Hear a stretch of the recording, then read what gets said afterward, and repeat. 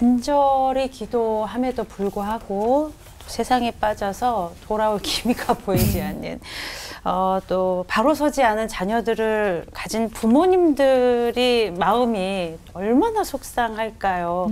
저도 아이를 기르는 엄마 입장이다 보니까 얼마나 속이 상하실까라는 생각이 막 그냥 울컥도 올라오는데, 그런 분들께 권면의 말씀을 들려주시면 참 힘이 될 것 같아요.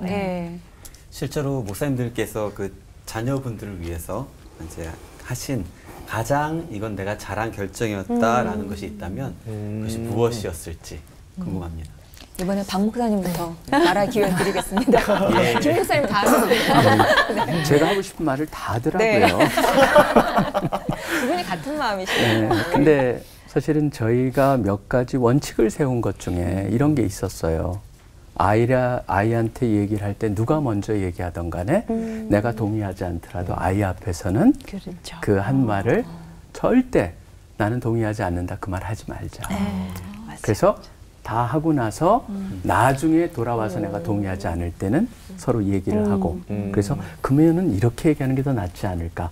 얘기한 다음에 그것이 교정이 필요하다면 다시 아이한테 가서 엄마 아빠 같이 의논해 봤는데 이런 게 옳은 것 같다라고 하는 그런 것을 저희가 시도를 해봤어요. 그래서 사실 그게 저는 권위가 참 중요하다고 생각을 해요. 부모의 권위가 무너졌을 때 하나님의 권위도 아이들이 이해하기 힘들 것이다. 그렇기 때문에 그 기본적인 룰 속에서 우리가 권위의 소중함을 가르쳐야 된다고 생각을 했어요. 근데 사실은 그런다고 해서 아이가 꼭 영혼이 잘 될 거라고 저는 생각하지 않아요. 왜 그러냐 하면요, 그건 궁극적으로 하나님한테 달려있거든요. 혹시라도 지금 나는 최선을 다해서 자녀들을 키웠는데 자녀들이 지금 안 돌아오고 있다, 그러면 어떻게 합니까? 라고 하는 그 질문을 향해서는 저는 이사야서 40장 28절부터 한번 읽어보십시오라고 저는 권해드리고 싶어요. 사실 27절부터 보시면요, 거기에 이스라엘 백성들이 얘기를 하는 게, 내가 아무리 얘기해도 하나님이 안 들으세요? 나의 공의, 내가 원하는 이 올바르다고 하는 이 길을 아무리 얘기해도 하나님 여기 관심이 없으세요? 라고 하는 질문을 계속하는데, 거기에 대한 답으로 주신 게 잘 아시다시피 여호와를 앙망하는 자는이라고 하는 게 바로 거기서 나와요. 앙망이라는 단어가 히브리어로 하면 카바라고 하는 단어인데, 이 단어가 뭐냐면요, 하나님을 철저히 신뢰 속에서 안식하고 기대를 가지고 바라보고 그 다음에 인내하면서 기다린다라고 하는 그 의미가 거기에 담겨 있거든요.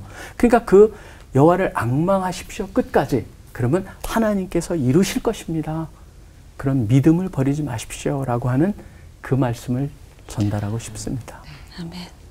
저희가 한 것 중에 뭐를 잘했냐 했는데 기억나는 게 있어요. 이제 저희 아버님이 돌아가시고 나서 우리 이제 딸은 아버님의 설교를 거의 듣지 못했어요. 우리는 듣고 자랐는데. 그러니까 할아버지 얘기만 들었지, 그리고 가정에서 만났지, 뭐 가정에서 막 그렇게 설교 막 쥐하 막 이렇게 하는 게 아니니까 그냥 할아버지인 줄 알지. 근데 이 영적 유산을 그렇다고 들으라고 막 녹화된 걸 뭐 할 수도 없고 어떻게 전달해 줄까 고민을 했는데 기회가 왔어요. 그 아버님이 돌아가시고 예수 칼럼이라는 게 있어요. 70년대 일반지에는 안 실어줍니다. 사실은 기독교적인 거. 근데 그때 정말 예수 칼럼을 조선일보 일면지에 요만하게 실어줬어요. 아주 짧게 신앙의 엑기스를 매일매일 연재를 하셨어요.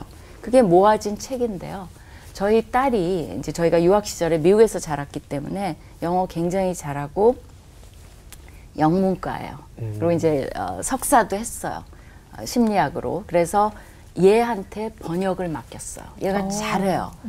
근데 그 과정에서 너무 기쁜 게 뭐냐면 맨날 할아버지 이게 무슨 왜 이렇게 썼어 막 이러지만 그 모든 걸 얘가 다 번역을 하면서 어쨌든 신앙의 유산을 그대로 전수받을 기회를 주셨다는 거에 대해서 저희는 최고의 결정이었다는 생각을 했습니다. 코로나 시기에 이제 3년째인데요. 잘못하면 자녀들이 신앙에서 다 떠나기 쉽습니다. 그래서 저는 이렇게 좀 권하고 싶어요. 영유아, 유치부, 유년부, 소년부 이 어린이 세대는 비대면 예배를 드리게 된다라면 그 예배를 부모님이 함께 드려라. 자녀만 드리게 하지 말고 정말 자녀와 같이 교회에서 예배 드리듯 같이 드릴 때 틀림없이 그곳에 하나님이 임재하신다라고 생각해요. 청소년들 같은 경우는 어떻게 해야 될까요? 저는 이렇게 얘기하고 싶어요. 최소한 한 달에 한 번이라도 대면 예배를 가서 드릴 수 있으면 드릴 수 있도록 씨름시켜라. 왜냐하면 이제 청소년 때가 되면 거의 그냥 동영상 보듯이 예배를 접할 가능성이 커집니다. 그리고 부모님이 같이 있는 걸 불편해하죠. 그렇다면 자녀 세대가 조금 힘들어 하더라도 의도적이고 의지적으로 대면 예배에 최소한의 기준을 가지고 가서 씨름해야 됩니다. 그러니까 이스라엘의 절기를 철저하게 지키듯이 이 하나님 앞에 예배하는 이 중심부를 계속 붙들고 씨름하도록 시켜야 돼요. 자, 그런데 이제 청년의 때부터 교회를 많이 떠납니다. 성인이 되면서 이제까지는 부모님의 말씀을 들었지만 이제부터는 제가 원하는 대로 하겠습니다 하고 떠나는 세대가 많아요. 그럴 때 저는 그렇게 권해요. 부모 세대에게 자녀들에게 끊임없이 콜링을 새롭게 해라. 그래서 절기 때만이라도 효도 차원에서라도 같이 좀 참석할 수 있도록 계속 요청을 하시라. 왜냐하면 부모 세대와 같이 예배 드려본 경험이 쌓여야지 때가 되면 회귀본능에 의해서 돌아옵니다.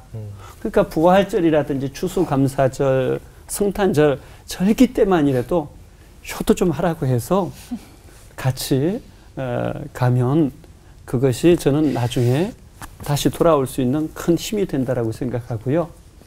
근데 또 장년 세대가 있잖아요. 이제 자녀와 자손들까지 있으면 어떻게 할 것인가? 저는 다양한 메시지로 표현해야 된다라고 생각해요. 최후의 방법으로는 유언회라도 남겨야 된다라고 생각해요. 나와 우리 자녀와 자손은 오직 하나님만 섬기기를 나는 간절히 원한다. 이것이 나의 마지막 소원이다라고 분명하게 이야기할 수 있어야 된다라고 생각합니다. 그럴 때 이 자녀 세대, 자손 세대가 다른 세대가 되지 않고 하나님 앞에 신앙 꼭 회복될 줄로 믿습니다.